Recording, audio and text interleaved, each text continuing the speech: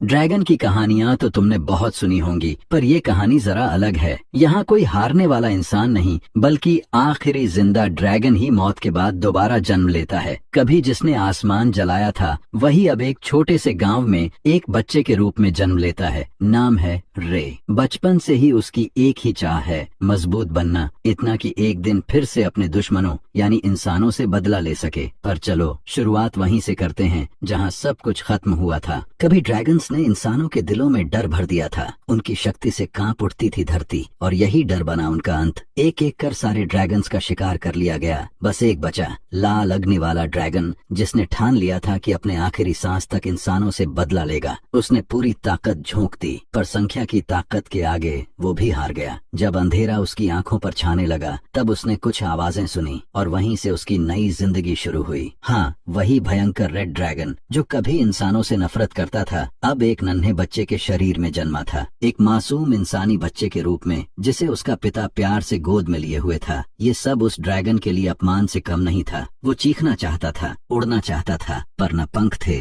न पंजे, बस छोटे हाथ हिलाकर गुस्से में बड़बड़ाता रहा। अंत में उसने तय किया, अब छोड़ेगा नहीं, अब चलाएगा अपनी अल्टीमेट मूव, ड्रैगन ब्रेथ, जो कभी सबको राख बना देता था। पर इस बार उसके मुंह से निकला बस थोड़ी सी हवा, और अपने पिता के चेहरे पर थूक की बौछार। हाँ, गॉडली ड्रैगन ब्रेथ अब एक बच्चे की थूक अटैक बन चुका था। अंदर ही अंदर ड्रैगन अपने जादू के गायब होने पर हैरान था, और तभी सामने आई उसकी जिंदगी की पहली फाइनल बॉस, उसकी टाइगर मॉम। वो औरत जिससे खुद ड्रैगन भी डर जाए, लेकिन उसने डांटा नहीं, बस प्यार से उसके गालों को सहलाया और बोली, रे मेरा प्यारा बेटा। ड्रैगन को वो नाम सुनकर गुस्सा आया। रे, ऐसा नाम एक महान रेड ड्रैगन को? पर अब वो बेबस था। फिर भी उसके भीतर की ज्वाला ठंडी नहीं पड़ी थी। उसे लगा ये पुनर्जन्म एक वरदान है। अब वो उन इंसानों से बदला ले सकेगा जिन्होंने उसकी जाति का अंत किया। बच्चे की मासूम हंसी में अब छिपी थी एक जेनोसाइडल प्रतिज्ञा, मैं सबको मिटा दूंगा। उसके पिता ने जब उसे इतना ईविल लाफ करते देखा तो बोले, ये बच्चा थोड़ा ज्यादा नॉटी है, लेकिन चाहे वो कितना भी गुस्से वाला क्यों ना हो, उसके माता पिता उसे दिल से प्यार करते थे।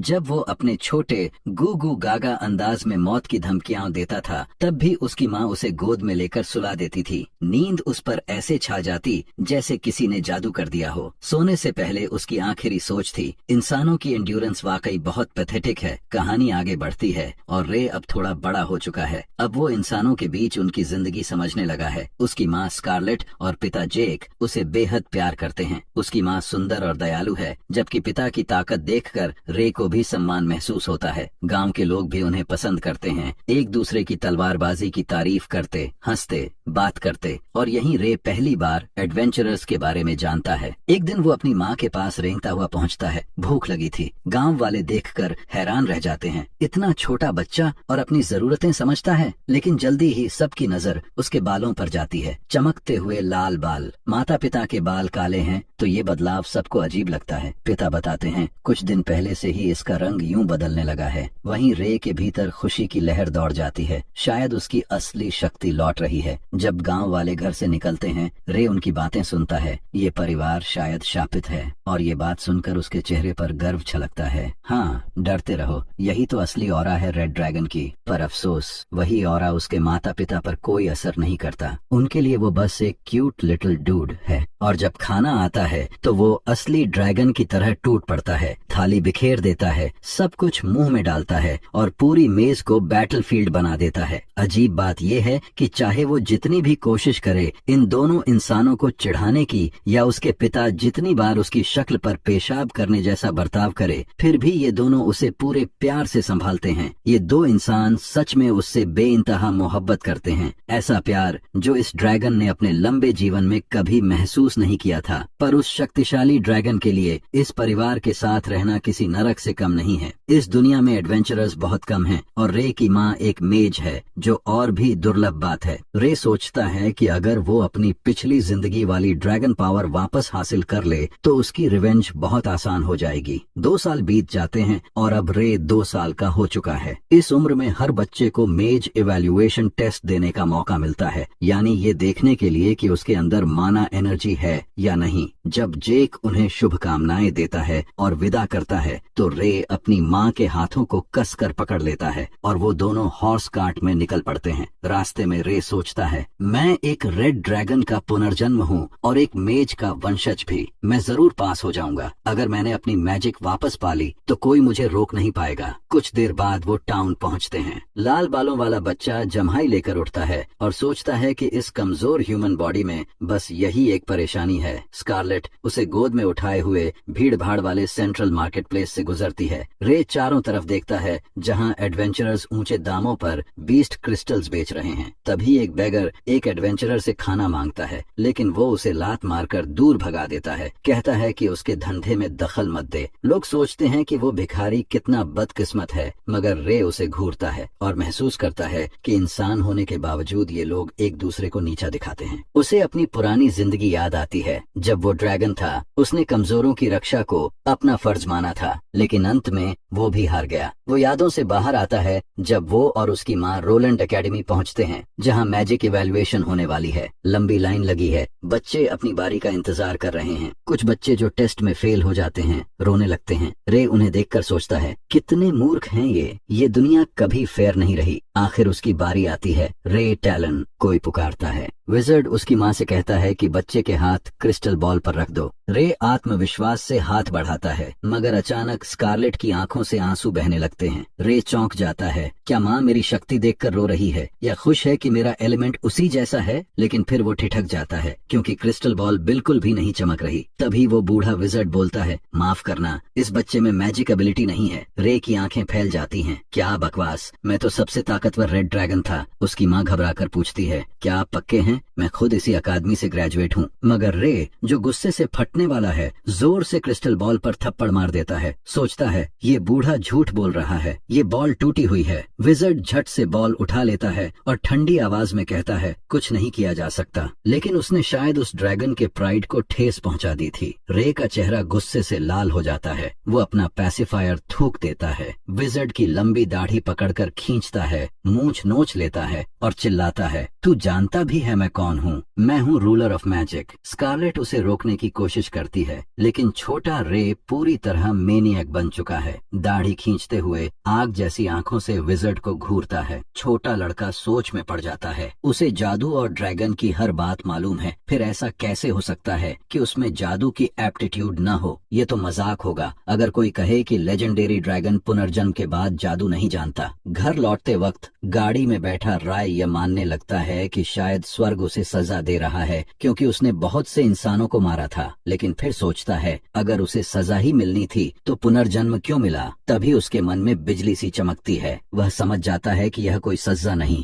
बल्कि एक टेस्ट है। अब अगर वह मेज नहीं बन सकता तो उसे बदले का कोई और रास्ता ढूंढना होगा। रात के खाने पर सब बैठे हैं और राय अपने पिता को देखता है, फिर टूटी फूटी आवाज में कहता है, डैड सिखाओ मुझे लड़ना। जेक हैरान होकर पूछता है, क्या वह तलवारबाजी सीखना चाहता है? राय जानता है कि अगर मैजिक उसका रास्ता बंद है तो स्वॉर्ड्समैनशिप ही उसका रास्ता होगा। यही वो तरीका है जिससे वो इंसानों से बदला ले सकेगा। अगला दृश्य दिखाता है, जेक अपने बेटे रे को तलवारबाजी सिखा रहा है। रे अब थोड़ा बड़ा हो गया है, लेकिन बदले की आग जितनी जलती है उतना ही उसे एहसास होता है कि तलवार का रास्ता आसान नहीं। 2 साल बीत चुके हैं और वह हर बार पिता से हारता आया है। लकड़ी की तलवारें टकराती हैं, हवा में घर्षण की आवाज गूंजती है। आराय अपनी सारी ऊर्जा केंद्रित करता है। उसे बस एक मौका चाहिए, जब जेक तलवार नीचे लाए उसी पल साइड से वार करने का। वह कोशिश करता है लेकिन उसके पैर उलझ जाते हैं। एक तेज थक की आवाज और पिता की तलवार सीधे उसके सिर पर लगती है। फिर वही हार, वही दर्द। बेहोश होते हुए वह सोचता है, क्यों हर बार ऐसा होता है? क्या दिमाग तेज है पर शरीर साथ नहीं दे रहा? शायद यह शरीर अभी बहुत कमजोर है। अगली सुबह जब वह होश में आता है, जेक हंस देता है। स्कारलेट तुरंत डांटती है, मजाक मत करो, हमारा बेटा सिर्फ 4 साल का है। जेक हंसते हुए कहता है कि नाइट ट्रायल्स पास आने वाले हैं और अगर ऐसे चला तो वो पास नहीं कर पाएगा। स्कारलेट गुस्से में कहती है कि वो राय पर बहुत दबाव डाल रहा है। है। उसे उनकी तरह एडवेंचरर नहीं बनना चाहिए, लेकिन जेक शांत होकर कहता है कि वह उसे नहीं थका रहा, बस विश्वास रखो। राय अभी छोटा है, बस शरीर का कंट्रोल नहीं आया है। हमारे पास पूरा 1 साल है और मुझे यकीन है कि हमारा बेटा एवरी नाइट एकेडमी में जरूर दाखिला पाएगा। ये सुनकर राय के अंदर नई ज्वाला जलती है। 1 साल, बस 1 साल बचा है। वह सोचता है, मैं रेड ड्रैगन का पुनर्जन्म हूँ, इंसानों जितना कमजोर नहीं हो सकता। उसका आत्मविश्वास लौट आता है। वह मुस्कुराते हुए कहता है, मैं सबसे स्ट्रांग बनूंगा, जिसे दुनिया कभी भूल नहीं पाएगी। अपने बेटे के जज्बे से खुश होकर जेक उसे एक तोहफा देता है, एक असली तलवार। राय तलवार उठाते ही दंग रह जाता है, वह बहुत भारी है। जेक कहता है कि यह तलवार उसके कंट्रोल को बढ़ाने में मदद करेगी। फिर उसके कान में फुसफुसाता है, एक और गिफ्ट है तुम्हारे लिए। राय हैरान, आखिर इतना रहस्य क्यों? दोनों स्टोरेज रूम में पहुंचते हैं और दरवाजा खुलते ही रे की आंखें चौंधिया जाती हैं। सामने खड़ा है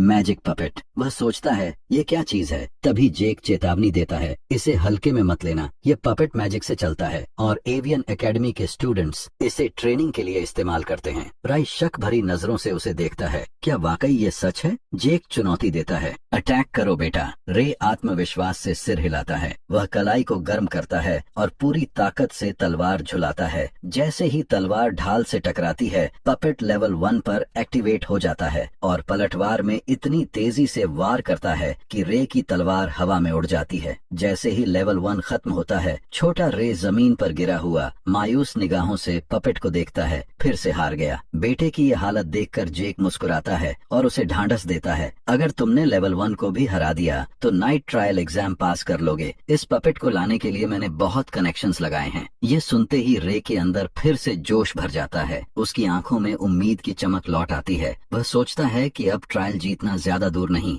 दिन गुजरते हैं। हमारा लड़का पसीने में लथपथ जमीन पर गिरा हुआ अपनी सांसें संभालता है। उसका शरीर थक चुका है, लेकिन दिल नहीं। वह सोचता है, उसका दिमाग तेज है, पर यह कमजोर मानव शरीर साथ नहीं देता। अगर ऐसे चलता रहा तो पपेट भी नहीं हरा पाऊंगा, फिर इंसानों से बदला कैसे लूंगा? तभी उसके पीछे से एक मधुर आवाज आती है, क्यों हराना चाहते हो एक पपेट को? रे चौंक कर तलवार पकड़ लेता है, इधर उधर देखता है और तभी एक सुनहरे बालों वाली लड़की नजर आती है। वह झेप कर कहती है, सॉरी, डराना नहीं चाहती थी। मेरा नाम एमी है, मैं गांव में रहती हूँ। रे थोड़ा हक्का बक्का, तुम यहाँ पहाड़ों पर क्या कर रही हो? एमी मुस्कुराकर बताती है कि उसने उसे यहाँ देखा, इसीलिए याद दिलाने आई कि सूरज ढलने से पहले पहाड़ छोड़ दे। रे पूछता है, क्या यहाँ खतरनाक कुछ है? एमी बताती है कि सुबह तक तो जगह सुरक्षित है, पर शाम होते ही जंगल के पास वाले हिस्से में मैजिक बीस्ट्स दिखने लगते हैं। रे उसकी जानकारी से प्रभावित होता है। इतनी छोटी लड़की और इतना ज्ञान। एमी हंसकर कहती है कि वह फल सब्जियां इकट्ठी करती है, इसलिए इलाके को अच्छे से जानती है। फिर सुझाव देती है कि दोनों साथ में पहाड़ से नीचे उतरें, अंधेरा होने वाला है। रे तुरंत हामी भर देता है। रास्ते में दोनों अपने नाम बताते हैं, लेकिन एमी पहले से उसका नाम जानती है। रे ज्यादा हैरान नहीं होता, लेकिन भीतर सोचता है, बेशक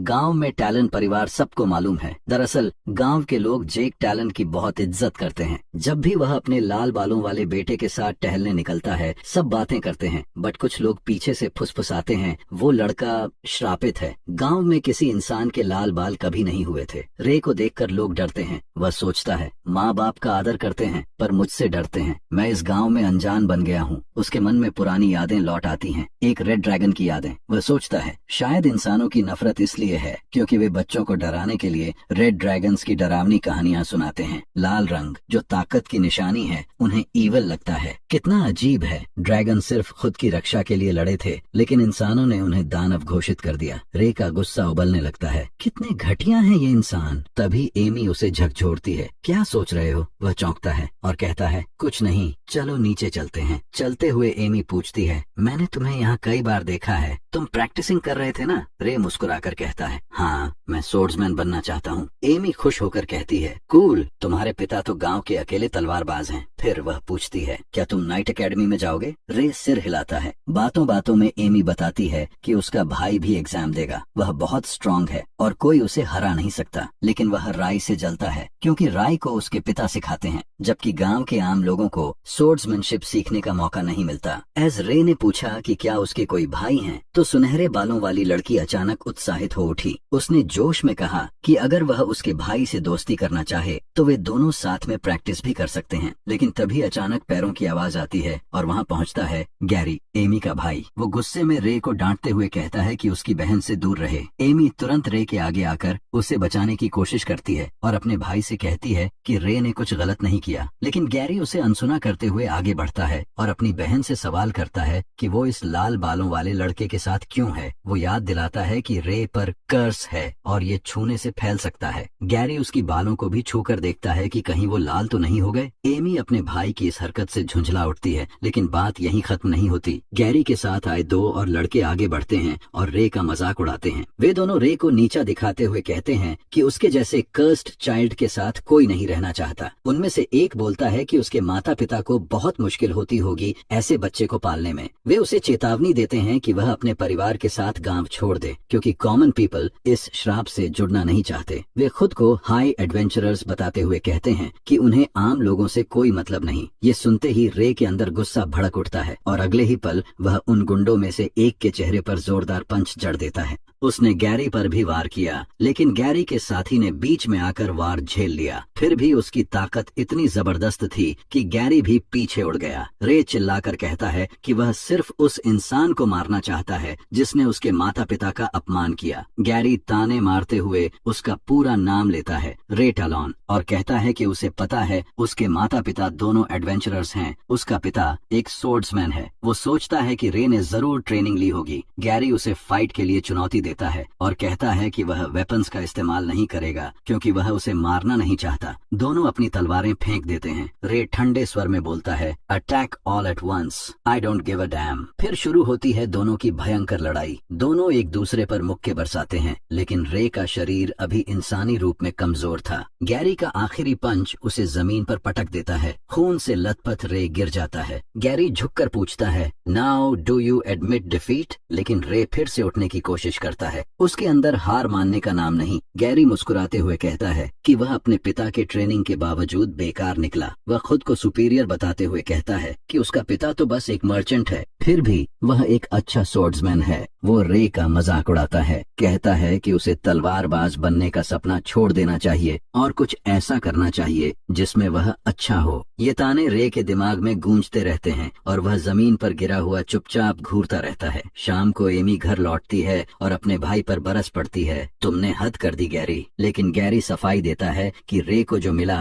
वह डिजर्व करता था और एमी को चेतावनी देता है कि आगे से उस कर्स्ड बॉय के करीब न जाए। वह समझाता है कि रे के माता पिता एडवेंचरर्स हैं, जबकि उनके माता पिता सामान्य लोग हैं। एमी गुस्से में कहती है, अपना खाना खुद बना लो, मुझे तुमसे नफरत है, और तूफान की तरह कमरे से बाहर चली जाती है। गैरी अपने हाथ की ओर देखता है जहाँ रे के मुक्के की गहरी निशान पड़ी है, चेहरा चोटों और मिट्टी से ढका हुआ। उसकी माँ स्कारलेट, जो खाना बना रही थी, पलटकर उसे देखती है। वह पूछती है कि वह इतनी देर से क्यों आया और एक नजर में समझ जाती है कि वो किसी लड़ाई में था। रे झूठ बोलने की कोशिश करता है कि वो बस प्रैक्टिस में गिर गया था, लेकिन उसकी माँ जान जाती है कि वह झूठ कह रहा है। फिर भी रे अपनी चोटों को छिपाते हुए कहता है, I am a man now mom. तभी उसके पिता जेक अंदर आते हैं और अपने बेटे की बातें सुनकर मुस्कुरा उठते हैं। वह रे के सिर पर हाथ रखते हुए कहते हैं, that's my boy, keep working hard. Dinner time के करीब था, लेकिन हमारा लाल बालों वाला लड़का रे एक बार फिर प्रैक्टिस करने निकल पड़े। स्टोरेज रूम में वह पपेट को लेवल 1 पर एक्टिवेट करता है। अब वह उसके अटैक्स का पूरा अंदाजा जान चुका था, इसलिए आसानी से डॉज करता है। सही मौके की तलाश में रे अपनी तलवार को पोजीशन करता है और जैसे ही वार करता है, तलवार लकड़ी के खंभे में फंस जाती है। रे घबरा जाता है और तलवार निकालने की कोशिश करता है, लेकिन तभी पीछे से पपेट जोरदार वार करता है। हमारा लड़का दर्द से चिल्ला उठता है। अगले दिन रे पहाड़ की तरफ जाता है और दूर खड़ी एमी को देखता है। वो थोड़ी शर्मिंदा होकर उसे ग्रीट करती है। रे पूछता है, क्या तुम मेरा इंतजार कर रही थी? एमी झिझकते हुए अपने भाई की बदतमीजी के लिए माफी मांगती है। रे उसे आश्वस्त करता है कि ये उसकी गलती नहीं थी, बल्कि उसकी अपनी कमजोरी थी कि वो और मजबूत नहीं बन पाया। एमी की आंखों में आंसू आ जाते हैं, इतनी दयालु लड़की थी वो। जबकि रे अंदर ही अंदर सोचता है कि इंसानों की यह भावनाओं वाली ब्रीड कितनी झंझट भरी है, फिर भी वह उसे दिलासा देता है और ये सोचता है कि शायद उसे सोशलाइज करना सीखना चाहिए। वो एमी की टोकरी से एक एप्पल उठाकर मुस्कुराते हुए खा लेता है। ये उसका तरीका था ये जताने का कि उसने उसकी अपॉलॉजी स्वीकार कर ली। एमी भी मुस्कुरा देती है और कहती है कि अब गैरी उसे परेशान नहीं करेगा। उस दिन से एमी हर रोज उसी जगह आने लगी और धीरे धीरे रे को भी उसकी मौजूदगी की आदत पड़ने लगी। अगले सीन में टैलन फैमिली के घर के बाहर घोड़े और बख्तरबंद सैनिक खड़े दिखाई देते हैं। जेक और स्कारलेट उस दस्ते के प्रमुख से बात कर रहे होते हैं। वो बताते हैं कि आसपास के गांवों पर किसी अज्ञात चीज ने हमला किया है। ये सुनकर जेक का चेहरा गुस्से से भर उठता है। रिपोर्ट में लिखा था कि किसी ने हमलावरों को साफ साफ नहीं देखा, लेकिन कई लोग इन्फेक्टेड विक्टिम्स बन चुके हैं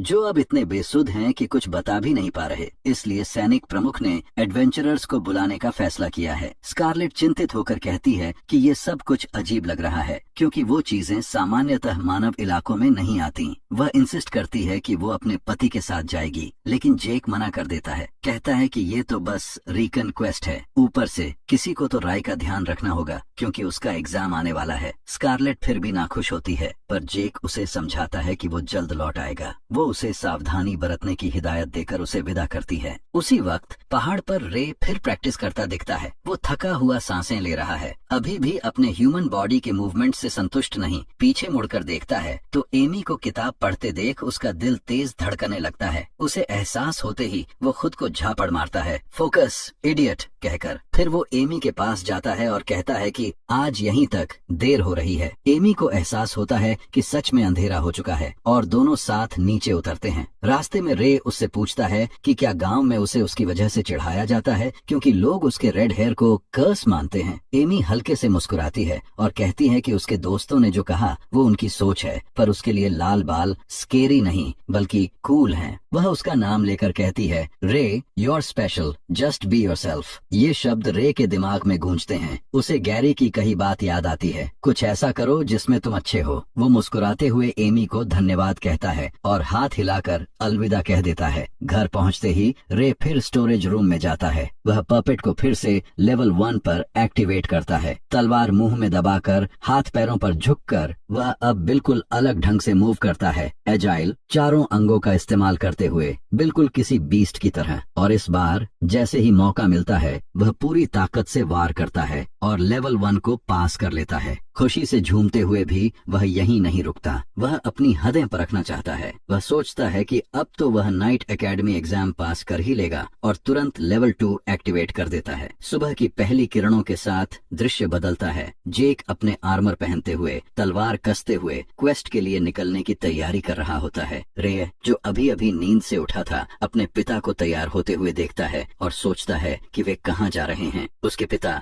जैक मुस्कुराते हुए माफी मांगते हैं और बताते हैं कि उन्हें कुछ समय के लिए घर छोड़ना होगा, लेकिन वह उसके टेस्ट से पहले लौट आएंगे। जैक अपने बेटे से कहते हैं कि जब तक वो नहीं है तब तक जितना हो सके पपेट पर प्रैक्टिस करे। वह पूरे विश्वास से कहता है कि रे अब उस पपेट को हरा सकता है। लाल बालों वाला लड़का जैसे ही अपने छोटे से विजय की बात करने वाला होता है, जाते जाते जैक अपनी पत्नी से कहते हैं कि अपना ख्याल रखना और यह भी कि वह उसे बहुत याद करेंगे। वहीं रे मुस्कुराता है और खुद से कहता है कि कोई बात नहीं, आखिर उसने अभी अभी पपेट को हराया है। वह पहाड़ों की ओर अभ्यास के लिए निकल पड़ता है। रास्ते में सोचता है, पापा का चेहरा देखने लायक होगा जब वे जानेंगे कि मैंने जीत हासिल की। वह मन ही मन एमी का शुक्रिया अदा करता है जिसकी छोटी सी टिप से उसकी प्रॉब्लम सॉल्व हो गई। खुश होते हुए भी उसे एहसास होता है कि वह धीरे धीरे ज्यादा ह्यूमन लाइक होता जा रहा है। खुद को याद दिलाता है कि इंसान बुरे होते हैं पर उसके माँ बाप और एमी अपवाद हैं, इसलिए वह बदला नहीं लेगा। पहाड़ चढ़ते हुए वह सोचता है, क्या एमी आज नहीं आएगी, और फिर झुंझलाकर खुद को कहता है कि उसे परवाह नहीं करनी चाहिए। वह खुद को समझाता है कि वह एक माइटी रेड ड्रैगन है और उसे इंसानी भावनाओं से कमजोर नहीं होना चाहिए। अगले सीन में वह गहरी नींद में खर्राटे भर रहा होता है, तभी अचानक जाग उठता है। ओह, देर हो गई, अब तो डांट पड़ेगी। वह तेजी से पहाड़ी से नीचे भागता है और सोचता है कि उसने एमी को थैंक्स कहना भूल गया, कल जाकर जरूर कहेगा। जब वह गांव पहुंचता आता है तब तक शाम ढल चुकी होती है। गांव के बीच में लोग इकट्ठा हैं। किसी की गुमशुदगी की चर्चा चल रही है। सामने गैरी और एमी के पिता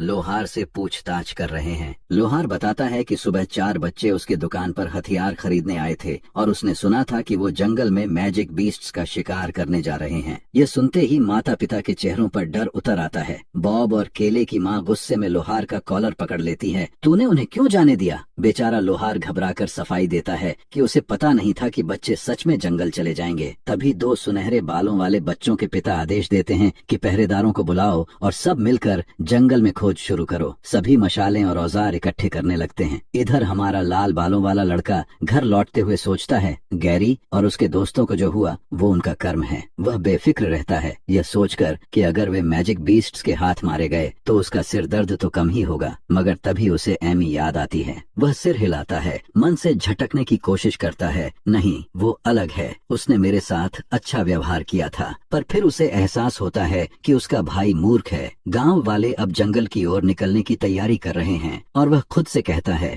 मनुष्यों की जिंदगी कितनी छोटी होती है, कुछ ही समय में सब मर जाते हैं। लेकिन तभी एमी की मुस्कान उसकी आंखों के सामने चमक जाती है। उसके मन में एक बेचैनी उठती है। क्यों मैं अपने फैसले पर दोबारा सोच रहा हूँ। एक पल में वह घूम जाता है और सोचता है एमी मासूम है और मैंने अभी तक उसे थैंक यू भी नहीं कहा। सीन बदलता है। अब हम फॉरेस्ट में पहुँचते हैं। जमीन पर 2 घायल मैजिक बीस्ट्स तड़प रहे हैं और उनके पास ही के बॉब बेहोश पड़े हैं। रे, जो अपनी बहन को मॉन्स्टर से बचाने की कोशिश कर रहा था, डर के मारे रो रही एमी से कहता है कि वह हिले नहीं। तलवार को कसकर पकड़ते हुए गैरी उस दानवी भेड़िए से भिड़ने को तैयार होता है। दूसरी तरफ जंगल की ओर भागते हुए रे को हवा में खून की गंध महसूस होती है। उसका दिल डूब जाता है। ये वही गंध थी जो किसी घायल इंसान की होती है। वह तुरंत समझ जाता है कि एमी खतरे में है। जब वह एक मरे हुए छोटे डिमोनिक वुल्फ के पास पहुंचता है तो देखता है कि उसकी पेट पर तलवार का ताजा घाव है। इससे उसे अंदाजा हो जाता है कि बच्चे आसपास ही हैं। मगर चारों ओर फैले हुए गहरे पैरों के निशान और क्लॉ मार्क्स देखकर वह भ्रमित हो जाता है कि किस दिशा में जाए। तभी उसे एक चीख सुनाई देती है, एमी की चीख। वह बिना सोचे समझे उस आवाज की दिशा में दौड़ता है। वहाँ गैरी एक पेड़ से टकराकर नीचे गिरा पड़ा है और एक वयस्क डिमोनिक वुल्फ एमी पर झपट रहा है। एमी डर के मारे आंखें बंद कर लेती हैं। तभी हवा में तलवार के टकराने की आवाज गूंजती है। जब वह आंखें खोलती है तो देखती है रे उस भेड़िए के मुंह में तलवार घुसाए खड़ा है। वह उसकी तरफ देखता है और पूछता है क्या वह ठीक है। लेकिन तभी एमी चिल्लाती है रे पीछे देखो।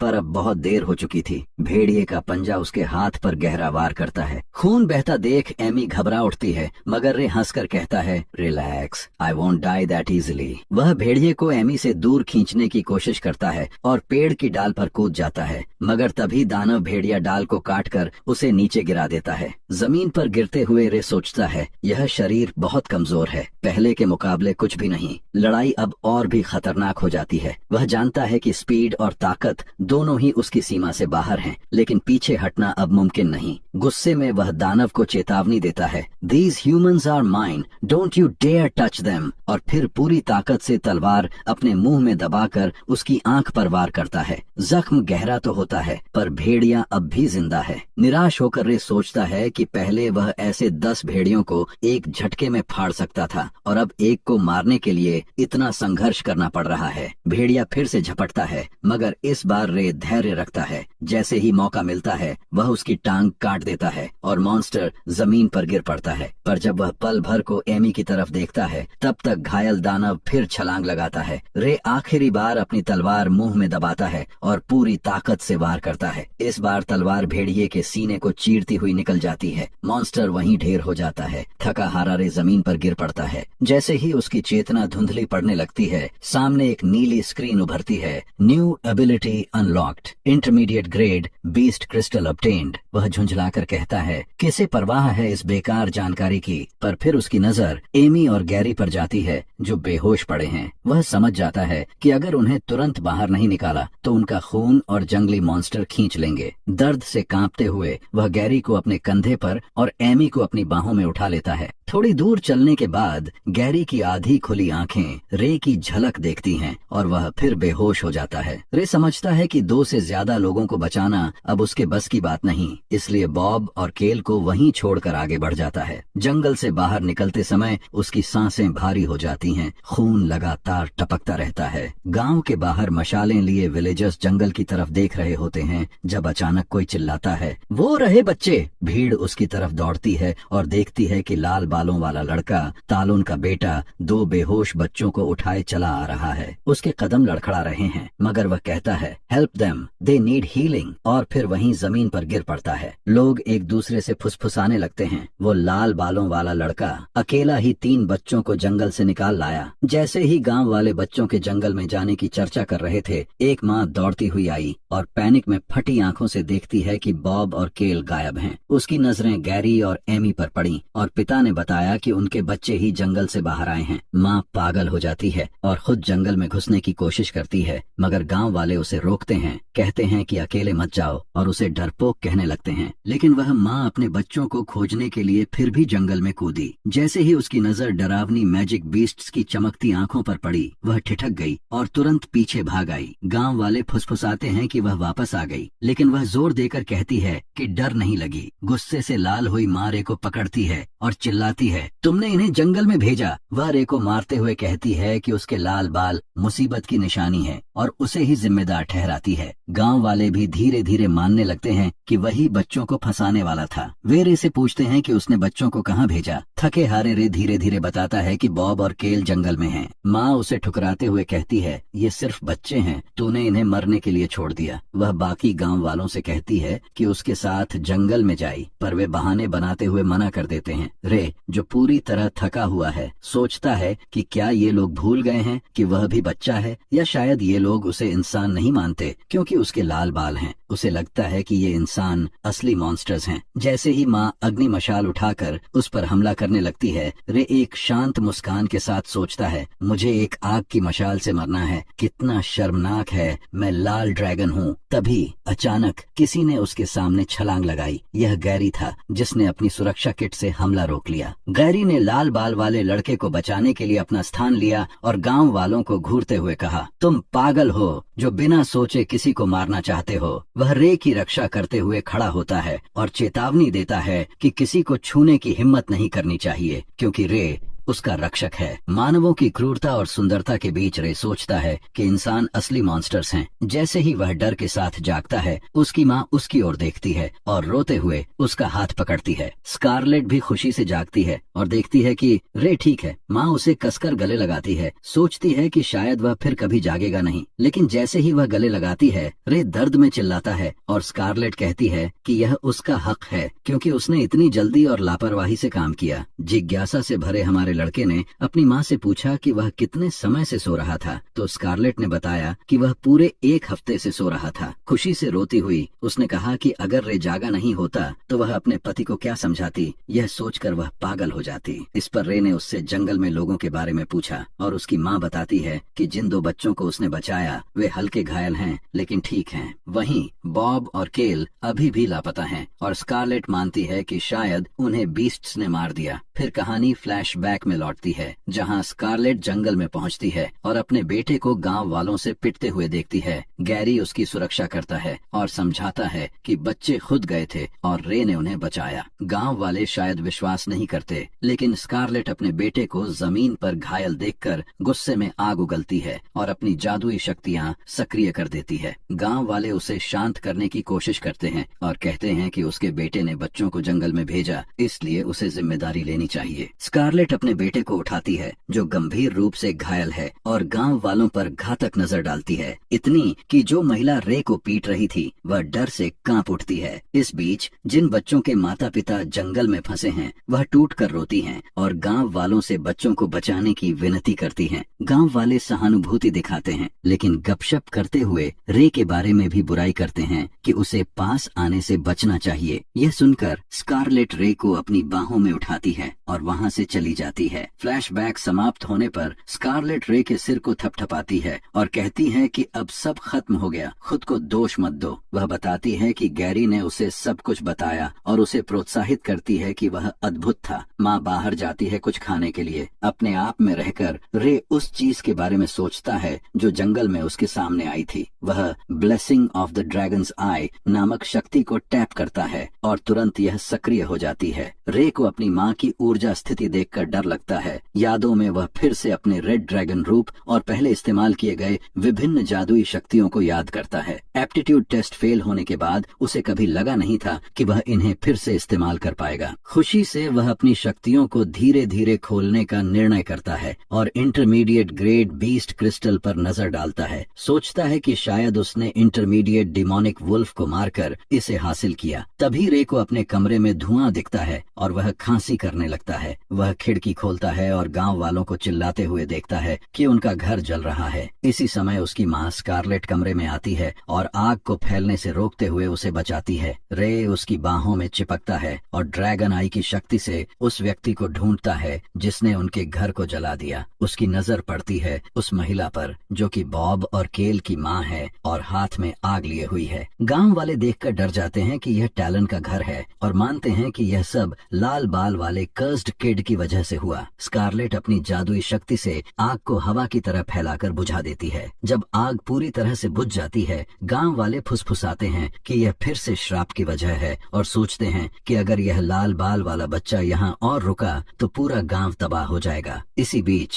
रे उन सभी बातों को सुनकर टूट जाता है। तभी उसकी माँ बीच में आती है और पूछती है कि क्या आग ने उसे डरा दिया। उन विचारों को झटकते हुए वह अपनी माँ का हाथ पकड़ता है और बताता है कि वह कितना शानदार था जब आग तुरंत बुझा दी गई। घर की ओर बढ़ते हुए रे, जो सभी कठोर शब्दों से परेशान लगता है, सोचता है कि ये लोग उनके घर को जलाना चाहते थे और शायद उन्हें भी उसके साथ मार देना चाहते थे, और यह निष्कर्ष निकालता है कि ये मनुष्य उन्हें मारना चाहते थे। वह गुस्से में जल उठता है और बदला लेने का संकल्प करता है। बाद में हमारा लड़का प्रशिक्षण के लिए निकलता है और उसकी माँ उसे चेतावनी देती है कि अभी भी उसके घाव ठीक नहीं हुए हैं, इसलिए ज्यादा जोर न लगाए। फिर वह जंगल में पहुंचता है, अपनी तलवार निकालता है और ड्रैगन आई सक्रिय करता है। खुश होता है कि अब वह शुरुआती स्तर के मैजिक बीस्ट्स को आसानी से हरा सकता है। एक जंगली बंदर पेड़ पर बैठा हुआ सेब खा रहा है। रे अपनी ड्रैगन आई से उसे पहचानता है और पीछे से चुपके से जाकर तलवार से हमला करता है। ऐसा लगता है कि उसने 20 शुरुआती मैजिक बीस्ट्स को मार डाला। राक्षसों को मारने के बाद ड्रैगन सिस्टम स्क्रीन पर आता है और बताता है कि उसने एक बीस्ट क्रिस्टल प्राप्त किया है। स्क्रीन देखकर रे कहता है कि यह तो बस किस्मत की बात है कि ट्वीस मॉन्स्टर्स को मारकर केवल 2 क्रिस्टल्स मिले। वह सोचता है कि अगर वह इसे अवशोषित करता है तो क्या होगा। वह आसपास भटकते हुए छोटे भेड़िए को देखता है जो अपने मृत परिवार के पास घूम रहा है। रे उसे सहलाता है और कहता है कि अब से यह उसकी ओर से लड़ना होगा। तभी स्क्रीन पॉपअप होती है और उसे ब्लैक डिमोनिक वुल्फ पप को टेम करने का मौका देती है। अवगत नहीं कि इसका क्या मतलब है, वह क्लिक करता है और यह काम कर जाता है। ब्लैक वुल्फ पप टेम हो गया। लेकिन हमारा लड़का हैरान हो जाता है जब वह जानता है कि टेम किया हुआ मैजिक बीस्ट उसके शरीर के अंदर चला गया। झटके में वह ड्रैगन सिस्टम से पूछता है कि क्या कोई साइड इफेक्ट नहीं है और क्या वह इसे समन कर सकता है। रे नाराजगी से छोटे ड्रैगन को देखता है और कहता है कि अगर काम नहीं किया तो वह इसे मार देगा। डरावना ड्रैगन सिस्टम सिर हिलाता है। उसी समय वह एक और स्किल अनलॉक करता है, लेकिन बाद के लिए टाल देता है क्योंकि उसके पास अभी एक और काम है। वह अपनी ड्रैगन आई से 2 खोए हुए बच्चों की तलाश करता है और उन्हें पहाड़ी के ऊपर पाता है। वह उस जगह पहुंचता है जो थोड़ी गुफा जैसी दिखती है और वहां ढेर सारे मृत शरीर और खोपड़ियां पड़ी हुई देखता है। रे फिर बॉब और केल के समान 2 मृत शरीर देखता है और प्रतीत होता है कि बीस्ट्स ने उनके अंग निकाल दिए और पूरी तरह से खा लिया। उनकी पहचान के लिए रे उनके कपड़े उतारकर टोकरी में रखता है। रात में स्कारलेट रे को उसके प्रशिक्षण में डील देने के लिए डांटती है क्योंकि उसके घाव अभी ठीक नहीं हुए। रे कहता है कि वह कल अभ्यास करेगा। स्कारलेट बताती है कि उसके पिता कुछ ही दिनों में घर आ रहे हैं ताकि वह उनके साथ प्रशिक्षण कर सके।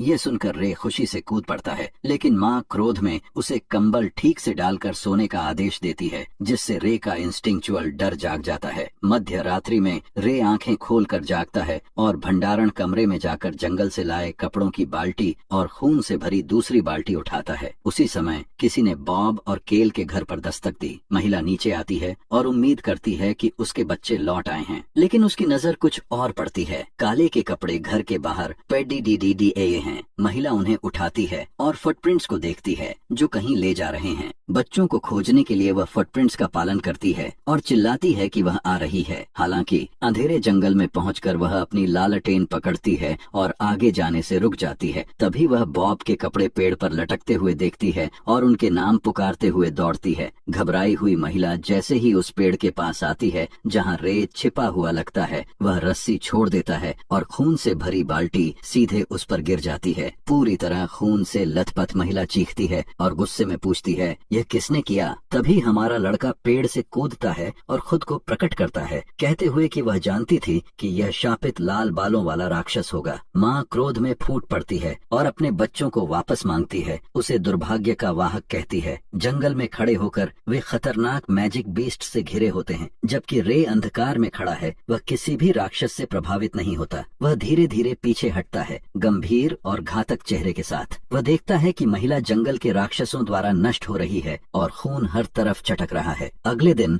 गांव में लोग शाप के सच होने की चर्चा करते हैं और तय करते हैं कि टैलन परिवार के खिलाफ कुछ भी नहीं करना चाहिए। रे अपनी प्रशिक्षण तलवार लेकर पीछे से प्रकट होता है और हत्या भरी नजरों से गांव वालों को घूरता है जो गॉसिप कर रहे हैं। अपनी जान की सुरक्षा के लिए डर से कांपते हुए गांव वाले सावधानी बरतते हैं और गुड मॉर्निंग कहते हैं, यह दिखाने के लिए कि वे उसके कठिन प्रशिक्षण की सराहना करते हैं। रे जाते ही गांव वालों की राहत की सांस निकलती है। हमारा लड़का सोचता है कि उसके बारे में नई अफवाहें हैं और इस बार उसे यह पसंद भी आती हैं। घर पहुंचते ही रे अपने घर के बाहर कई घोड़े देखता है और उत्साहित हो जाता है, सोचते हुए कि उसके पिता घर लौट आए हैं। लेकिन जैसे ही वह घर में प्रवेश करता है, अपनी माँ को रोते हुए पाता है। ये सोचकर कि पिता को कुछ हुआ है, वह दौड़कर उसकी ओर जाता है और पूछता है कि क्या हुआ। आंसू बहाती हुई स्कारलेट बताती है कि उसके पिता बीमार हैं, लेकिन जल्द ही ठीक हो जाएंगे। गंभीर रूप से बीमार अपने पिता को देखकर वह ड्रैगन आई सक्रिय करता है और सोचता है कि उसने कभी किसी जीव को इतनी ऊंची स्थिति पर नहीं देखा। यहाँ तक कि जब वह खुद ड्रैगन था। अचानक जेक कुछ बोलने की कोशिश करता है और बड़बड़ाता है कि छायाएं सबको मार देंगी। तभी जादूगर प्रकट होते हैं और बताते हैं कि जेक शैडो प्लेग की चपेट में आ गया था और शैडोज बीस्ट द्वारा हमला किया गया था जब वह एक गांव वाले को बचाने की कोशिश कर रहा था। ये सुनकर रे सोचता है कि उसने ऐसा पहले कभी नहीं देखा। वह चकित रह जाता है और सोचता है कि ये बीस्ट्स कब आए और उसके ड्रैगन के मरने के बाद दुनिया में क्या हुआ। उसकी माँ जादूगरों का धन्यवाद करती है कि उन्होंने जेक को घर वापस लाया और जादूगर माफी मांगते हैं कि वे उसे बचा नहीं सके।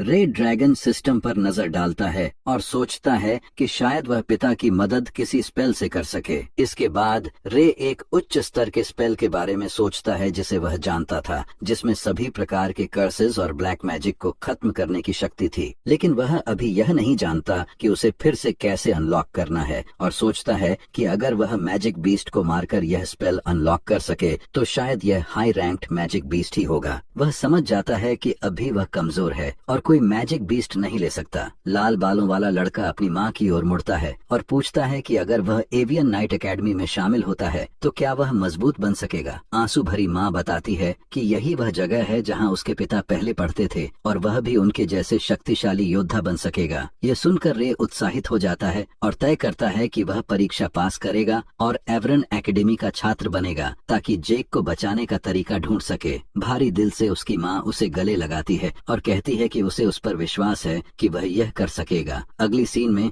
एक चर्च दिखाई देती है जहाँ हुडेड क्लोक्स में लोग हैं जो प्रीस्ट्स लगते हैं। उनमें मास्टर एल्डर दूसरों को बताता है कि भविष्यवाणी हुई है और इस दुनिया में बड़ा परिवर्तन आने वाला है। अन्य लोग सोचते हैं कि क्या परिवर्तन हो सकता है और पता चलता है कि यह भविष्यवाणी रे के बारे में है। मास्टर एल्डर सोचता है कि क्या यह लड़का रिडेम्पशन लाएगा या कैलेमिटी। भविष्य अब भी निर्धारित नहीं हुआ है। तुरंत बाद एल्डर आदेश देता है कि नाइट्स को तुरंत लड़के को खोजने के लिए सूचित किया जाए ताकि अगर वह रिडेम्पशन लाए तो उनका मार्गदर्शन करे और अगर कैलेमिटी लाए तो उसे नष्ट करे। अगली सीन हमें एवियन नाइट एकेडमी की परीक्षा के दिन ले जाती है जहां सभी उत्साह से लाइन में खड़े हैं और नाइट्स को देखने की उम्मीद कर रहे हैं। जैसे ही नाइट्स पहुंचते हैं सभी उनका उत्साह पूर्वक स्वागत करते हैं और वे नाइट डेल्बर्ट को देखते हैं जो बेहद आकर्षक लगता है। लोग गॉसिप करने लगते हैं कि वह उतना ही हैंडसम है जितना अफवाहों में बताया गया था। लड़कियां पागल हो जाती हैं और उसे देखते ही फैंस बन जाती हैं, क्योंकि वे केवल साल में एक बार परीक्षा के दिन ही नाइट्स को देख पाती हैं। अधिक चीयर्स और अप्लॉज के बीच नाइट्स उस जगह पहुंचते हैं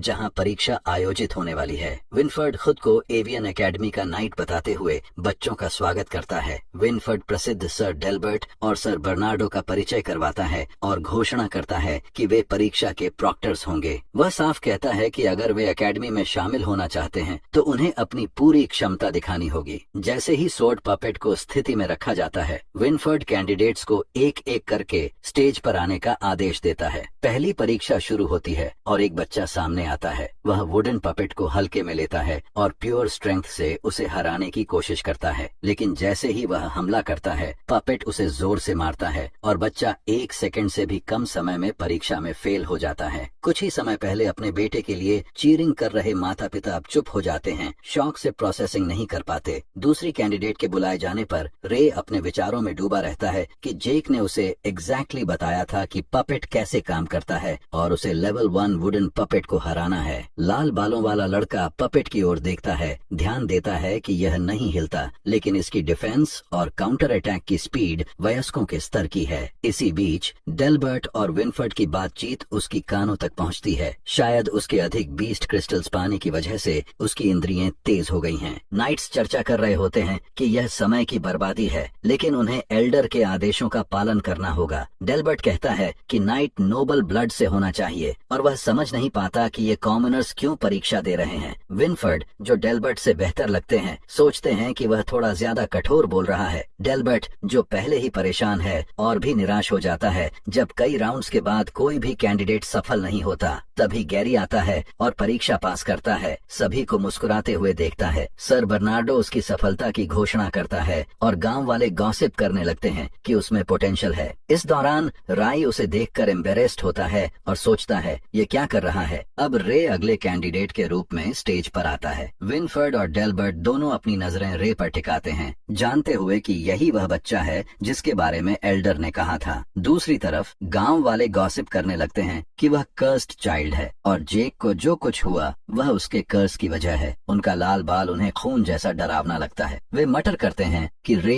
एक मॉन्स्टर है जो केवल मिसफॉर्च्यून लाता है और नाइट नहीं बन सकता, लेकिन रे को इन सब बातों की परवाह नहीं है। वह अपनी हुड उतारता है और स्टेज की ओर बढ़ता है। बर्नार्डो कैंडिडेट को तैयार रहने के लिए चेतावनी देता है कि परीक्षा 1 मिनट में शुरू होगी। तभी डेल्बर्ट बर्नार्डो के पास जाकर कहता है कि वह प्रोफेसी में विश्वास नहीं करता। उसके अनुसार अगर प्रोफेसी सच है तो लाल बाल वाला लड़का किसी भी हाल में परीक्षा पास कर लेगा। रे की परीक्षा के लिए नाइट लेवल 3 पपेट एक्टिवेट कर देता है। बर्नार्डो ऑब्जेक्ट करता है, लेकिन पपेट लाइटनिंग स्पीड से रे की ओर बढ़ता है। बर्नार्डो और विनफर्ड चिल्लाते हैं कि हटो, नहीं तो मार दिया जाएगा, लेकिन फ्लैश में रे अपने सोर्ड से पपेट का सिर काट देता है। वहाँ एक डेफनिंग साइलेंस छा जाता है। पपेट का सिर जमीन पर गिरता है और नाइट की जॉ ड्रॉप हो जाती है। बर्नार्डो हैरान होकर बोल पाता है कि परिणाम घोषित करे, लेकिन विनफर्ड गर्व से कहता है कि परिणाम अनाउंस करो। नाइट कैंडिडेट को परीक्षा पास करने पर बधाई देता है। स्कारलेट अपने बेटे पर गर्व महसूस करती है और गैरी डिसबिलीफ में रह जाता है। परीक्षा पास करने के बाद राय नाइट्स के साथ गांव छोड़ देता है और अपने अनकॉन्शियस पिता को अलविदा कहता है। राय अपने पापा को आश्वस्त करता है कि उन्हें चिंता करने की जरूरत नहीं है और वादा करता है कि वह किसी भी तरीके से उन्हें ठीक करेगा। जैसे ही वह अपने पापा की ओर देखता है, उसके अंदर भावनाएं उमड़ आती हैं और तभी स्कारलेट आती है। उसके हाथ में कुछ है और वह एक पेंडेंट निकलती है। उसकी माँ राय से कहती है कि इसे पहनो, यह उनके परिवार में पीढ़ियों से आता आया है और इसे पहनने से उसे गुड लक मिलेगा। इसके बाद राय अपनी माँ को बताता है कि वह जा रहा है और उनसे कहता है कि खुद का ध्यान रखें। स्कारलेट थोड़ी चिंतित लगती है और राय को कहती है कि वह हमेशा उसके लिए यहाँ है अगर वह ट्रबल्ड महसूस करे। राय अपनी माँ को आश्वस्त करता है और कहता है कि अब वह बड़ा आदमी है। ठीक उसी समय वह वहाँ से निकल जाता है और स्कारलेट की आंखों में आंसू दिखाई देते हैं। जैसे ही राय पहुँचता है, उसे एक कार्ट में बैठने के लिए कहा जाता है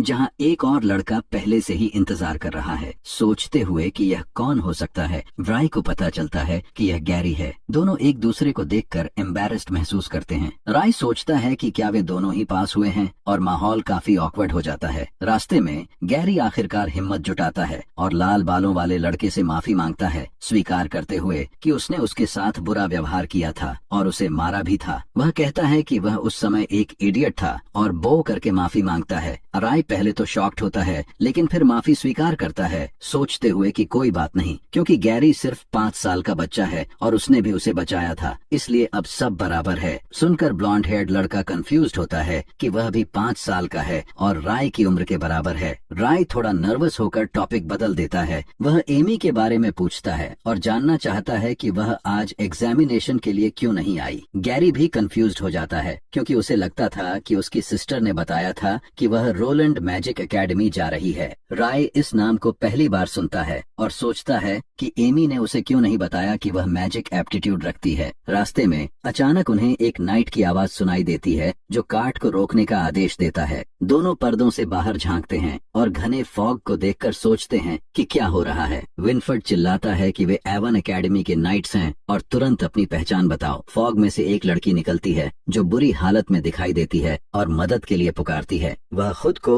एन वुडवर्क बताती है, ट्रेसलेस गिल्ड की एडवेंचरर। बर्नार्डो उससे पूछता है कि क्या हुआ और लड़की उनके हाथों में कोलैप्स हो जाती है। आश्चर्यजनक रूप से वह नाइट को बताती है कि उसकी टीम पर शैडो बीस्ट्स ने हमला किया। बर्नार्डो यह सुनकर बैफल्ड हो जाता है कि शैडो बीस्ट्स यहाँ क्यों आए जब रास्ते में एक भी मैजिक बीस्ट नहीं दिखा। डेल्बर्ट ओवर कॉन्फिडेंट होकर सोचता है कि शायद बीस्ट्स को उनकी ताकत का पता है। विनफर्ड एन को बताता है कि वे रेनी जा रहे हैं, अगर यह रास्ते में है तो उसे वहाँ ले जाया जा सकता है। एन नाइट को धन्यवाद देती है और सहमत होती है। गैरी सोचता है कि नाइट एकेडमी की बजाय वे रीनी क्यों जा रहे हैं। डेल्बर्ट सुनकर जवाब देता है कि बच्चों को फ्रंट लाइन भेजने में कोई फायदा नहीं। दोनों कंफ्यूज्ड हैं कि फ्रंट लाइन का मतलब क्या है। नाइट डेल्बर्ट बताता है कि अवेरियन नाइट एकेडमी बॉर्डर पर है और कभी भी अटैक हो सकता है। विनफर्ड बीच में बोलता है कि उन्हें रिनी में 1 दशक तक ट्रेनिंग करनी होगी ताकि बेसिक बैटल स्किल्स सीख सकें। उसके बाद ही एवरी और नाइट एकेडमी में स्टडीज शुरू होंगी। दशक शब्द सुनकर राय स्पीचलेस हो जाता है और सोचता है कि एक ड्रैगन के लिए यह बहुत छोटा समय है, लेकिन ह्यूमंस के लिए बहुत लंबा। वह सोचता है कि पापा इतने लंबे समय तक इंतजार कर सकते हैं या नहीं। वहीं गैरी एंग्शियस है कि हंट्रेस ही अकेली सर्वाइवर है और राय के पिता शैडो बीस्ट्स द्वारा अटैक हुए हैं। वह सोचता है कि नाइट्स भी शैडो बीस्ट्स सुनकर शॉक्ड थे और अगर वे उन्हें एनकाउंटर करें तो क्या होगा। तभी उन्हें एक क्रैक की आवाज सुनाई देती है और राय अलर्ट हो जाता है। विनफर्ड अनाउंसेस करता है कि सभी तैयार हो जाए, कुछ बड़ा उनके रास्ते में आ रहा है। सच्चाई यह निकली कि वह ड्रॉप बेयर किंग है, वही जो शैडो बीस्ट बन चुका था। जैसे ही तीनों नाइट्स बैटल के लिए तैयार होते हैं,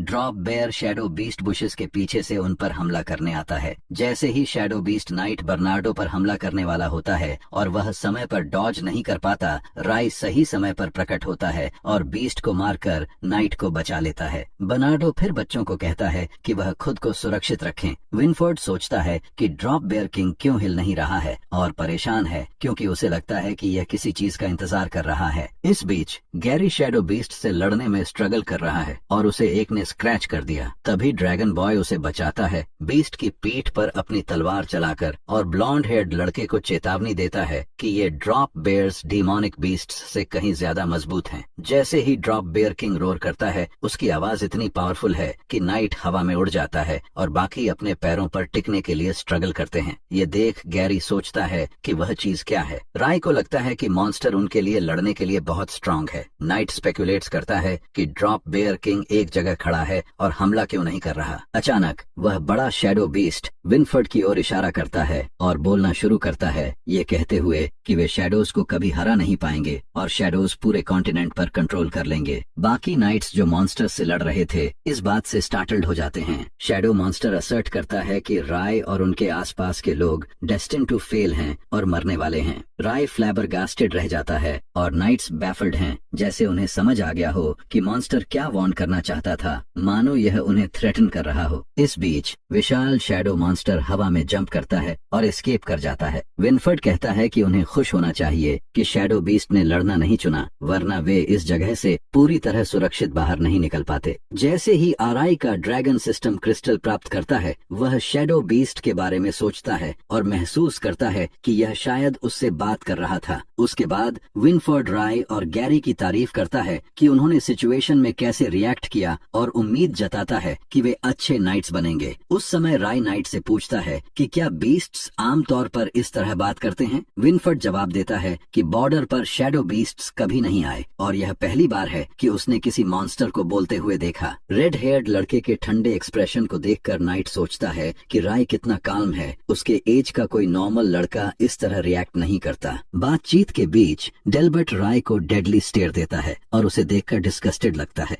बाद में जब वे हॉर्सेस पर रेनी टाउन पहुंचते हैं, उन्हें गार्ड्स का एक ट्रूप वेलकम करता है। क्योंकि यहाँ ज्यादा गार्ड्स पोस्ट किए गए हैं, विनफर्ड कंसर्न्ड होता है और एक गार्ड से पूछता है कि ऐसा क्यों है। हंट्रेस नाइट्स को धन्यवाद देती है कि उन्होंने उसे एस्कॉर्ट किया। गार्ड बताता है कि अल्योर किंगडम ने एम्बर अलर्ट जारी किया है और हर टाउन और सिटी पर हेवी सर्वेलेंस है। नाइट सोचता है कि सिचुएशन कितनी सीवियर हो गई है और कॉन्टिनेंट क्राइसिस के कगार पर है। फिर वह राय को देखता है और सोचता है कि क्या वही प्रोफेसी का चाइल्ड है जो सबको बचाएगा। इस बीच राय, जो गैरी के साथ है, अपने पिता के बारे में सोचता है और विश्वास करता है कि वह निश्चित रूप से नाइट बनेगा। वह सोचता है कि सब कुछ अभी शुरू हुआ है और पॉप्स को उसके नाइट बनने तक इंतजार करना होगा। फिर कहानी हमें 10 साल आगे ले जाती है। रेनी टाउन में एकेडमी में क्लास चल रही है और प्रोफेसर स्टूडेंट से पूछता है कि जब ज्यादातर नाइट्स मैजिक यूज नहीं कर सकते तो किसी और एबिलिटी पर कमांड को क्या कहते हैं। गैरी, जो क्लास में है, हाथ उठाता है और बताता है कि नाइट्स की यूज करते हैं। अभ्यास के बाद वे अपने शरीर और सेंसेस को एनहांस कर सकते हैं। वह कहता है कि कुछ की प्रैक्टिशनर्स शॉर्ट टाइम के लिए ह्यूमन बॉडी की लिमिट्स तक पहुंच सकते हैं। टीचर उसे अप्रिशिएट करती है और कहती है कि वह वेल प्रिपेयर्ड लगता है और फिर पूछती है कि ची क्यों केवल 15 साल के बाद प्रैक्टिस किया जा सकता है और राय की ओर इशारा करती है। लेकिन जब गैरी अपने जगह से झांकता है तो राय की सीट खाली दिखाई देती है। हमारा लड़का कहीं क्लास से बाहर छिपकर घूम रहा है। तब गैरी नर्वसली अपनी टीचर को बताता है कि राय रेस्टरूम गया था। आगे टीचर एक लड़की सिल्विया से पूछती है जो अपनी सिल्वर हेयर और खूबसूरत अंदाज के साथ दिखती है। सिल्विया जवाब देती है कि ची प्रैक्टिस करने से शरीर पर एक्सट्रीम प्रेशर पड़ता है। मानव के इंटरनल ऑर्गन्स 15 साल की उम्र के बाद पूरी तरह विकसित होते हैं, इसीलिए इस उम्र के बाद प्रैक्टिस करने से शरीर को नुकसान कम होता है। टीचर स्टूडेंट्स को याद रखने के लिए कहती है कि जो भी उन्होंने सीखा है उसे याद रखें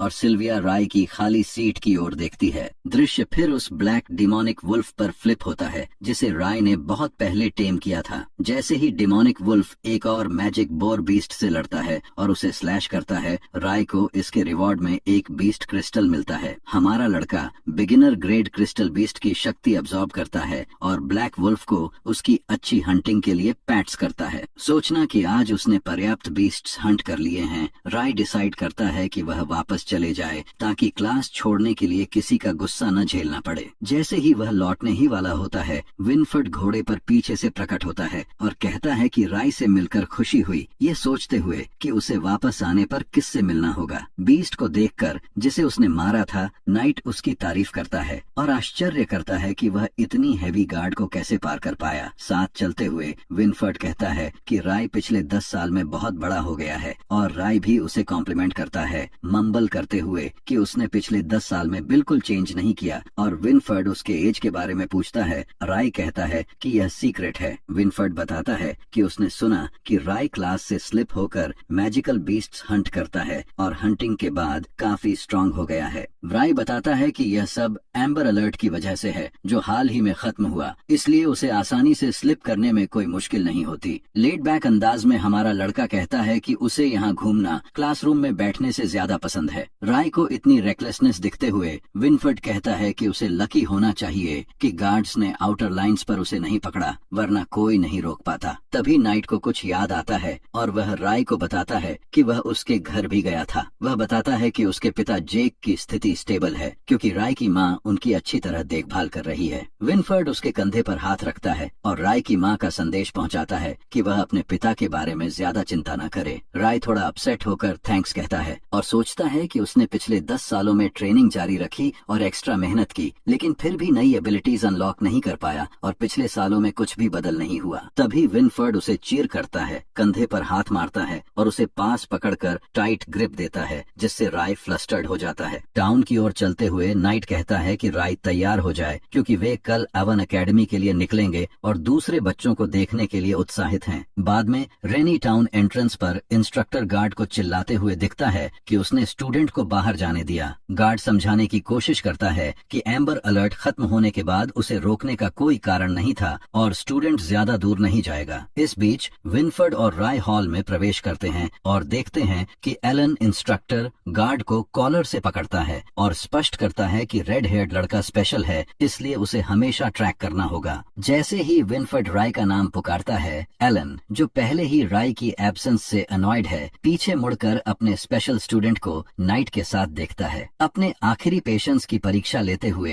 एलन का ब्लड उबलने लगता है और वह राय पर लैश करता है। वह गुस्से में चिल्लाता है कि उसने राय को अपनी साइट में रहने के लिए वार्न किया था, फिर भी उसने एकेडमी से स्लिप किया और इस महीने कितनी बार ऐसा किया, कहकर उसे इडियट कहता है। हमारा लड़का डर जाता है, लेकिन विनफर्ड पीछे से नॉड करता है और सोचता है कि राय को यही मिलना चाहिए था। एंग्री इंस्ट्रक्टर राय के सिर पर हाथ मारता है और राय मटर करता है कि एम्बर अलर्ट खत्म हुए 1 महीने हो गए हैं, इसलिए वह जो चाहे कर सकता है और मिस्टर एलन बहुत स्ट्रिक्ट है। इस बीच राय विनफर्ड के पीछे छिप जाता है जब उसे एलन से जोरदार थप्पड़ लगता है। हमारा लड़का कहता है कि वह वैसे भी जल्द ही जा रहा है और उसके बाद उसका इंस्ट्रक्टर फ्री हो जाएगा। गुस्से में एलन स्पष्ट करता है कि जब तक राय उसका स्टूडेंट है वह क्लास स्किप नहीं कर सकता, जबकि विनफर्ड उन्हें रोकने की कोशिश करता है और दोनों कंटिन्यू बिकर करते हैं। इसके बाद दृश्य रेनी टाउन स्क्वायर में बदलता है, जहां हेड इंस्ट्रक्टर सभी स्टूडेंट्स को तुरंत इकट्ठा होने का आदेश देता है क्योंकि इमरजेंसी मीटिंग बुलाई जा रही है। सभी इकट्ठा होते हैं और राय अपने सिर पर बम्प के साथ लौटता है। गैरी पूछता है कि वह इतनी जल्दी कैसे वापस आ गया, सोचते हुए कि शायद इस बार उसे पकड़ा गया। राय कहता है कि उसे बस अनलकी होना पड़ा। सिल्विया चुपचाप राय की ओर झांकती है और ब्लश करने लगती है। सभी स्टूडेंट्स को समन करने के बाद स्क्वायर लांस उन्हें बताता है कि वह सभी को एवरी और नाइट एकेडमी ले जाएगा और पूरा यात्रा लगभग 7 दिन लेगी। गंभीरता से देखने पर लांस वार्न्स करता है कि अगर स्टूडेंट्स ट्रबल नहीं चाहते तो उन्हें उसके ऑर्डर्स मानने होंगे। बाद में गार्ड विनफर्ड से एकेडमी का पाथ तय हुआ या नहीं पूछता है। नाइट उसे बताता है कि वे स्वैम्प के रास्ते से जाएंगे। गार्ड पैनिक हो जाता है और कहता है कि बच्चों के लिए इतनी कठिन राह अभी जल्दी है। विनफर्ड सभी स्टूडेंट्स की ओर देखता है और असर्ट करता है कि उन्हें नाइट बनने के लिए चैलेंजेस फेस करने होंगे और वे केवल टेस्ट किए जा रहे नहीं हैं। अगली सुबह सभी स्टूडेंट्स एवरी नाइट एकेडमी जाने के लिए तैयार होते हैं। रेनी टाउन गेट से कैरेजेस में डिपार्ट करते हुए राय सोता हुआ लगता है। बॉल्ड रेड हेडेड लड़का काइल पूछता है कि टेलीपोर्टर्स क्यों नहीं इस्तेमाल किए, क्योंकि इससे एकेडमी तुरंत पहुंच सकते थे। कोई और लड़का कहता है कि टेलीपोर्ट करते तो परेशानी बच जाती। डैन जवाब देता है कि एवरी नाइट एकेडमी में टेलीपोर्टर नहीं है, काइल को इडियट कहते हुए। काइल मानता है कि एवरी एकेडमी रोलैंड एकेडमी जैसी है और पूछता है कि क्या अफोर्ड नहीं कर सकते। कहीं से आवाज गूंजती है कि क्लास में ध्यान नहीं दिया गया। डैन और काइल की ओर इशारा करते हुए स्मार्टास सिल्विया स्पष्ट करती है कि एवियन एकेडमी बॉर्डर पर है, इसलिए इसे फॉरेन इन्वेडर्स और शैडो बीस्ट्स दोनों का सामना करना पड़ता है। वह जोड़ती है कि अगर टेलीपोर्टर वहां लगाया गया तो इन्वेडर्स गार्ड तोड़ते ही कहीं भी टेलीपोर्ट कर सकते थे। स्टूडेंट्स ये सुनकर सरप्राइज्ड होते हैं और सोचते हैं कि क्या क्लास में इसे पढ़ाया गया था। सिल्विया ब्लश हो जाती है और राय की ओर देखती है, लेकिन गैरी उसे देखते ही वह नर्वस होकर मुड़ जाती है, जबकि राय उसके कंधे पर सो जाता है। बाद में वे स्वैम्प के पास कास्टल रूइंस पहुंचते हैं और स्टूडेंट्स को डॉन होते ही कैंप सेटअप करने का निर्देश दिया जाता है। कैंप सेटअप करते समय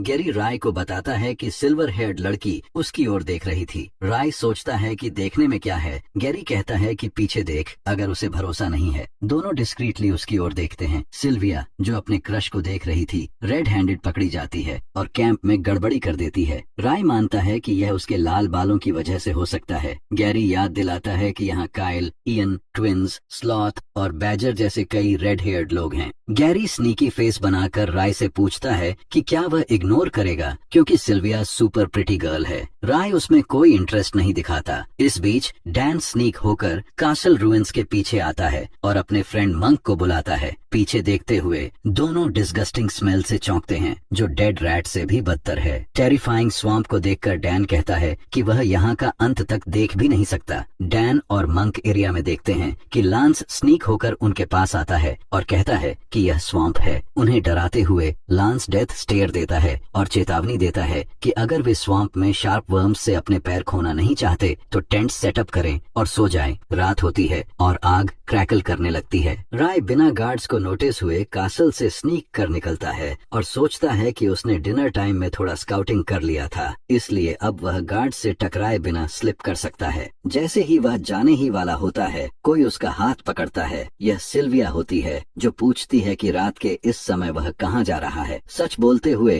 राय बताता है कि वह मैजिकल बीस्ट्स हंट करने जा रहा है। सिल्विया चिंतित होकर कहती है कि क्या वह पागल हो गया है, और याद दिलाती है कि यह अब रिनी के आसपास नहीं है। वह चेतावनी देती है कि वह इंटरमीडिएट रैंक बीस्ट से भी टकरा सकता है और नाइट्स उसे बचाने का समय भी नहीं पाएंगे। अराय उसका हाथ झटकते हुए कहता है कि वह ठीक रहेगा और इंटरमीडिएट रैंक बीस्ट उसके लिए कोई समस्या नहीं है। सिल्विया उसे ऐसे एक्ट करते देख दुखी हो जाती है और राय हंटिंग के लिए निकल जाता है। अगले दिन सूरज निकलता है और नाइट्स सभी को जगाते हैं, कर्टन हटाते हैं और लेजी बोन्स कहते हुए अनाउंस करते हैं कि जो लास्ट उठेगा उसे पनिश किया जाएगा। गैरी उठता है और डर जाता है जब वह राय को लाल आंखों के साथ लेटे देखता है। गैरी डर के मारे पूछता है कि क्या उसने पूरी रात नहीं सोई। राय, जो पूरी रात हंटिंग करके लेटा था, अश्योर्स करता है कि उसने अच्छी नींद ली। गैरी समझ जाता है कि उसने पूरी रात सोई नहीं और पनिशमेंट से बचने के लिए बाहर निकल जाता है। राय अपने ड्रैगन सिस्टम को देखकर मुस्कुराता है और सोचता है कि अगर वह इसी रेट से हंटिंग करता रहा तो एवरी और नाइट एकेडमी पहुंचने तक वह मैक्सिमम बिगिनर बीस्ट क्रिस्टल्स हासिल कर लेगा और उसके बाद वह इंटरमीडिएट वंस भी अब्सॉर्ब कर सकेगा। फिर वे एकेडमी की ओर यात्रा जारी रखते हैं। सभी कैरेजेस उन नाइट्स का अनुसरण करते हैं जो रास्ता दिखा रहे हैं। जैसे ही वे एक ईरी फॉरेस्ट से गुजरते हैं, विनफर्ड रुकता है और महसूस करता है कि आगे कुछ है। खतरा महसूस करते हुए विनफर्ड लैंसेंसी को नॉड करता है कि एरिया छोड़ दें, क्योंकि अब स्टूडेंट्स को अपने दम पर चैलेंज फेस करना होगा। अचानक जमीन से कुछ उभरता है और कैरेजेस असंतुलित हो जाती हैं। गैरी सोचता है कि बाहर बहुत शांत है और राय आधा सो जाता है। तभी घोड़ा चिल्लाता है क्योंकि उसे कुछ अटैक करता है। पता चलता है कि शार्प वर्म्स ने उनका रास्ता रोक दिया है और कैरेज में घुस आते हैं। वर्म्स की स्नीक अटैक से कुछ स्टूडेंट्स डर जाते हैं, लेकिन गैरी और राय बैटल के लिए तैयार हो जाते हैं। अपनी सोर्ड्स निकालकर मॉन्स्टर्स को स्लैश करना शुरू कर देते हैं। जब वर्म एक लड़की पर अटैक करने आता है, गैरी उसके सामने लीप करता है और अपनी सोर्ड से मॉन्स्टर को काट देता है। इतनी खून बहते देख कुछ वर्म्स डर से कांपने लगते हैं। गैरी सोचता है कि शार्प वर्म्स स्वॉर्म में अपीयर होते हैं, इसलिए और भी होंगे। वह सभी को इंस्ट्रक्ट करता है कि गार्ड न ढीला छोड़ें और काट से उतरें। अन्य स्टूडेंट्स ज्वाइन होकर मदद करते हैं और गैरी उन्हें ओपन एरिया में लड़ने और 3-3 की टीम बनाने का आदेश देता है ताकि डिफेंसेस में कोई होल न रहे। काइल, जो वर्म्स को मारने के लिए सुपर चार्ज लगता है, राय सोचता है कि वे थोड़ा ज्यादा उत्साहित हो गए हैं और वह अपनी ड्रैगन आई एक्टिवेट करता है। सभी को फाइट में इमर्स्ड देखकर राय सोचता है कि सभी sharp worms beginner rank magical beasts हैं, इसलिए उसे चिंता नहीं है। सोचते हुए उसकी नजर क्लिफ के ऊपर जाती है जहां 6 नाइट्स हैं जिन्होंने ग्रुप छोड़ दिया था। राय, जो कैरेज में सोने वाला था, डैन द्वारा स्पॉट किया जाता है, जो पूछता है कि वह कहाँ जा रहा है और फॉर्मेशन मत तोड़। राय एक बड़ा यौन छोड़ते हुए कहता है कि ये बिगिनर रैंक मॉन्स्टर्स हैं, इसीलिए उसकी मदद की जरूरत नहीं। राय के जाने से नंबर्स ठीक रहेंगे। क्लिफ से स्टूडेंट्स को ऑब्जर्व करते हुए नाइट्स मानते हैं कि राय मॉन्स्टर से डरता है और उसे सिर्फ रेड बेल्ट मिलेगा। दूसरा नाइट गैरी की ओर इशारा करता है, जो अच्छा कर रहा है, और बताता है कि वह बिना हेजिटेशन के अटैक करता है और सिंगल स्विंग में मार देता है। वह जानबूझकर अपने शरीर को नियंत्रित करता है ताकि कोई मोमेंट वेस्ट न हो। गैरी को व्हाइट बेल्ट मिलने की उम्मीद करते हुए विनफर्ड सिल्विया की ओर इशारा करता है और निष्कर्ष निकालता है कि वह प्रोएक्टिवली अटैक नहीं करती, लेकिन एक्स्ट्रॉर्डिनरीली ऑब्जर्वेंट है। जैसे ही दूसरा नाइट सिल्विया की तारीफ करता है कि उसकी स्टैंस परफेक्ट है, सिल्विया इम्प्रेसिवली एक शार्प वर्म डॉज करती है और अपनी सोर्ड से उसे स्लैश कर देती है। उसकी मूव्स देखकर विनफर्ड कहता है कि वह स्टेडी है और जैसे ही उसे मौका मिलेगा एनिमी के लिए खेल खत्म। लैंसेंसी, जो सिल्विया की अटैक से इम्प्रेस्ड है, कहता है कि उसके कपड़े भी स्पॉटलेस हैं। तभी जमीन से कुछ एक्सप्लोड होता है और एक विशाल शार्प बग निकलता है। सभी स्टूडेंट्स इस कोलोसल वर्म को देखकर डर जाते हैं और मानते हैं कि वर्म्स मर्ज होकर बड़ा हो गया है। डर के मारे ट्रेम्बलिंग वर्म एक बच्चे की ओर झुकता है जो वीक होकर गिर पड़ता है। वर्म उसे अटैक करने ही वाला होता है कि इयन, लाल बालों वाला लड़का, उसके सामने लीप करता है और अपनी स्ट्रॉन्ग मसल्स से वर्म के टेंटिकल्स फाड़ देता है। इयन गुस्से में मॉन्स्टर को टीयर करता है और चिल्लाता है कि कोई भी उसके कॉमरेड्स को हर्ट नहीं कर सकता। ट्विंस, स्लॉथ और बैजर उसके साथ जुड़ते हैं और जायंट वर्म्स को प्रोस की तरह स्लैश करते हैं। काइल, जो किल किए गए वर्म्स गिन रहा है, अपनी सोर्ड से मॉन्स्टर को पियर्स करता है और कंक्लूड करता है कि उसने कुल 45 मारे। क्लिफ से ऑब्जर्विंग नाइट्स सरप्राइज होते हैं क्योंकि उन्हें मदद करने की जरूरत ही नहीं पड़ी। रेड हेयर्ड किड्स ने मॉन्स्टर किल करने में काफी अच्छा काम किया, बस राय को छोड़कर। जैसे ही रेड हेयर्ड किड्स वर्म किल कर लेते हैं, इयन अपने टीममेट से पूछता है कि वह ठीक है या नहीं, और सभी राहत महसूस करते हैं कि मॉन्स्टर्स फाइनली डेड हैं। स्टूडेंट्स को कीनली ऑब्जर्व करते हुए विनफर्ड स्पेक्यूलेट करता है कि इयन सिर्फ फिजिकली स्ट्रांग नहीं बल्कि टीममेट्स का ख्याल भी रखता है और वह एक जीएम है। दूसरी ओर राय कैरेज में सोता हुआ है और किसी चीज की परवाह नहीं करता। बाद में सभी कैरेज में जाते हैं और गैरी राय से पूछता है कि उसने बैटल में क्यों नहीं भाग लिया। राय बताता है कि वहाँ डेंजरस था और अगर कुछ होता तो कोई उसे बचा नहीं पाता। स्ट्रेच करते हुए राय कहता है कि वह बहुत स्लीपी था और नाइट्स वैसे भी उनकी देखभाल कर रहे थे।